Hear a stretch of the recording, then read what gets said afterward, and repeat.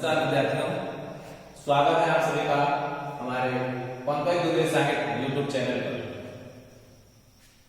बच्चों, आज मैं आप लोगों के लिए एक नया टॉपिक, एक नया प्रकरण लेकर के आया हूं, विराम चिन्ह।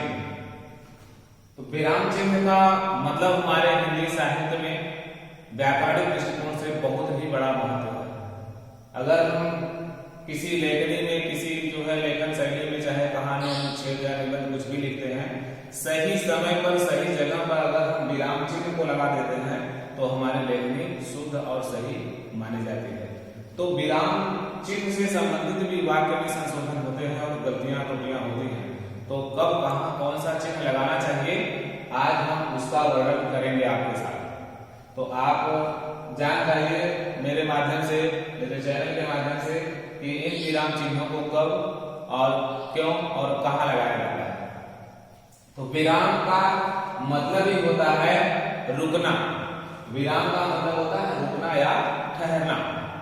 तो कहने का मतलब जिस तरह हम कोई कार्य करते हैं, करते समय हमेशा हम उसको निरंतर गतिशील तो रह नहीं सकते, रुकते हैं। उसी प्रकार से जब हम कोई गद्य या पद्य रचना को पढ़ते हैं तो उसको पढ़ते समय बीच बीच में जो रुकने की गति होती है, उसी गति पर यति करना या विराम लगाना ही विराम चिन्ह कहलाता है। तो आइए इसी के साथ हम लोग जो है विराम चिन्हों को समझें। मैं आपको जो महत्वपूर्ण बिंदु है विराम चिन्ह के, इनको आपके सामने प्रस्तुत किया है और मैं बता रहा हूं, आप भी जानते हैं और किताबों में लिखा होगा, बहुत सारे चिन्ह और भी हो सकते हैं, लेकिन महत्वपूर्ण मुख्य बिंदु जो है यही है। इसको इसके हिसाब से अगर आप लिखते हैं या पढ़ते हैं तो आपकी लिखावट और आपके जो पढ़ने का जो लय है वो सही रहेगा। तो पहला विराम है, पहला विराम चिन्ह है अल्प विराम चिन्ह। यहाँ पर चिन्ह मैं नहीं लिखा हूं, लेकिन आप समझ जाइए कि जो है चिन्ह, ये जो है प्रकरण में मुख्य ये दिया हुआ है। तो पहला है अल्प विराम, जिसके निशान को आप देखिए हल्का सा कामा लगा देते हैं। जब हम पढ़ते समय किसी जो है कई स्थानों का, कई विद्यार्थियों का, कई लोगों का एक साथ जो चर्चा करते हैं, वहां बीच बीच में जो है ये चिन्ह लगाए जाते हैं। जैसे कहा जाए कि राम श्याम और घनश्याम बैठे हैं या राम श्याम घनश्याम बैठे हैं, तो यहाँ पर जब हम लिखेंगे राम श्याम घनश्याम, तो यहाँ मैंने 3 अक्षरों को लिखा लगातार। तो यहाँ पर हमने क्या किया, इसको लिखेंगे राम श्याम और घनश्याम। तो बीच में ये जो है अल्प विराम, सबसे छोटी इकाई, सबसे छोटा चिन्ह है अल्प विराम, हल्का सा कामा लगा देते हैं, तब ये मेरा विराम जो है सही होता है। अगला है अर्ध विराम, जहां पर 2 वाक्य एक साथ हो, एक ही वाक्य में 2 साथ सम्मिलित हो, वहां पर अर्ध विराम लगाया जाता है। अर्थात किसी बड़े वाक्य को तोड़कर बीच में रुकना ही अर्ध विराम कहलाता है। जैसे छोटा सा एक वाक्य लीजिए, जो है बहुत ज्यादा लिखने की जरूरत नहीं है। जैसे उसे रोको, उसे रोको मत जाने दो। मैंने लिखा उसे रोको मत जाने दो। तो यहाँ पर बीच में हमने एक अर्ध विराम लगा दिया। अर्ध विराम में, अर्ध विराम में अंतर है कि केवल एक कामा लगा देते हैं, ऊपर एक बिंदी लगा देते हैं, जो है अर्ध विराम है। जबकि अल्प विराम में केवल एक छोटी सी कामा लगा देते हैं। तो उसे रोको मत जाने दो, या वह गया, वह गया, आप निश्चिंत रहें। तो वह गया के बाद क्या लगा देंगे, अर्ध विराम लगा देंगे। इसी के साथ अगला पूर्ण जो है विराम है पूर्ण विराम, जहां पर कोई वाक्य छोटा हो या बड़ा, पढ़ने से वह उस वाक्य का अर्थ आसानी से समझ में आ जाए, वहां पर पूर्ण विराम यानी फुल स्टॉप के चिन्ह लगाए जाते हैं। चाहे वह वाक्य छोटा हो, चाहे वह वाक्य बड़ा हो। जैसे राम स्कूल गया, इससे स्पष्ट है कि ये जो है वाक्य पूरा हो गया, तब यहाँ पूर्ण विराम लग जाएगा। या मैं आम खाता हूं, वह खरगोश है ना, या खरगोश गाजर खा रहा है, तो वह वाक्य पूरा हो गया। जहां पर वाक्य पूरे हो जाए वहां पर एक पाई खींच करके पूर्ण विराम लगाए जाते हैं। अगला है उपविराम। उपविराम का मतलब होता है जहां पर किसी वाक्य में दो शब्दों को बांट कर लिखना हो। जैसे मान लीजिए लिखा जाए,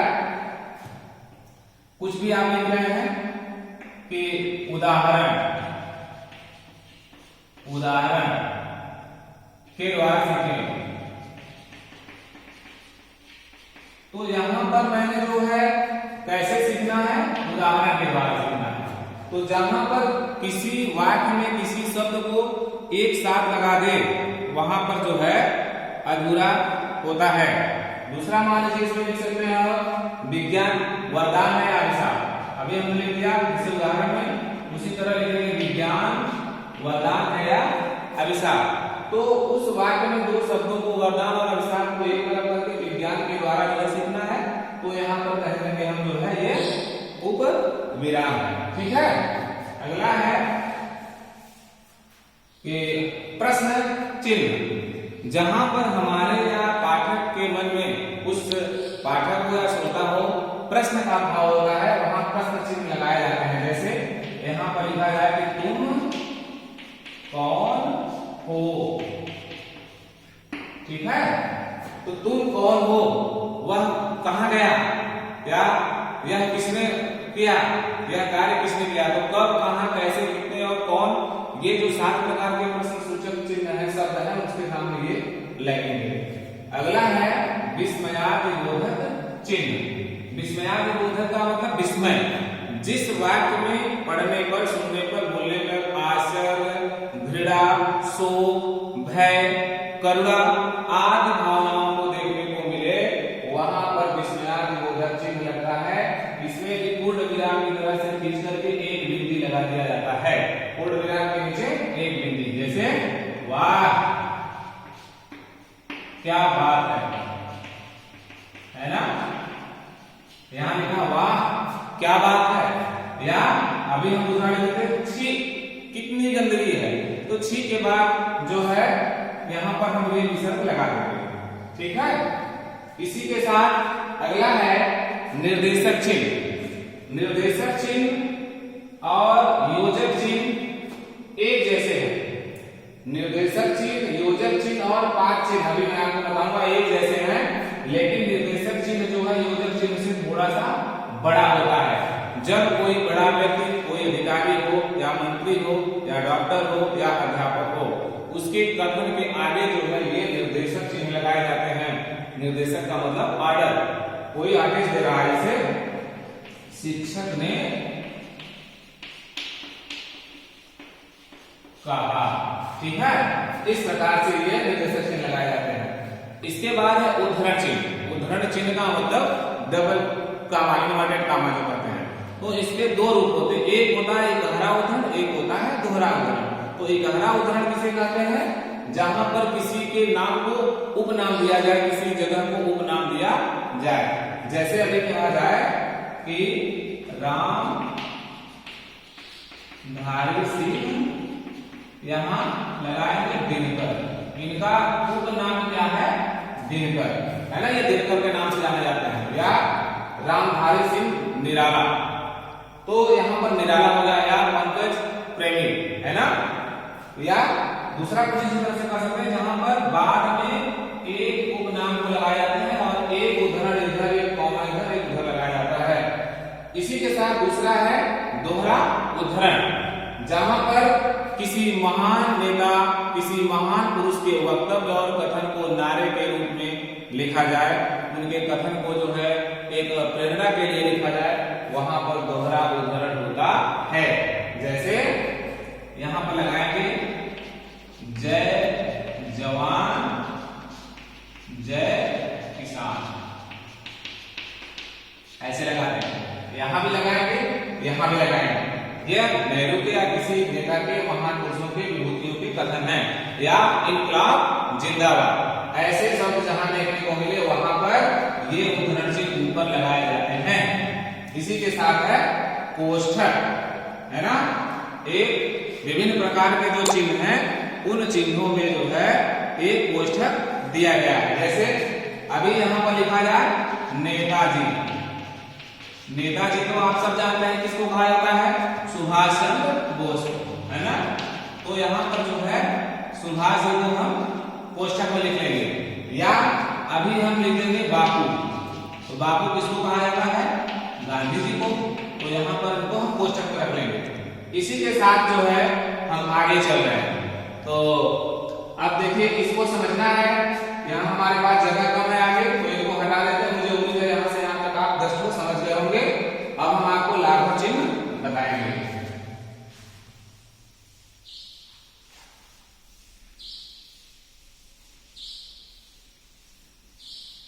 तब तक रुकावट के लिए खेद है। आगे देखिए लाघव चिन्ह। जब कोई शब्द हम लिखते हैं समयाभाव के कारण या जगह के कारण हम उसमें जो है संक्षेप रूप देते हैं, उसका संक्षिप्त रूप जहां लगाया जाता है, लेकिन बात उससे स्पष्ट रूप से समझी जा सकती है, उस वहां पर लाघव चिन्ह लगाया जाता है, जिसको हम अंग्रेजी के ओ या हिंदी के शून्य से करते हैं। जैसे बड़े शब्दों को लिखने से हम जो है ये जीरो बना करके शून्य बना करके उसको पूरा कर सकते हैं। जैसे हमने लिख दिया डॉक्टर, है ना, या पंडित। तो पूरा लिखने से पहले हम समझ जाते हैं ये पंडित जी है, डॉक्टर साहब, ठीक है।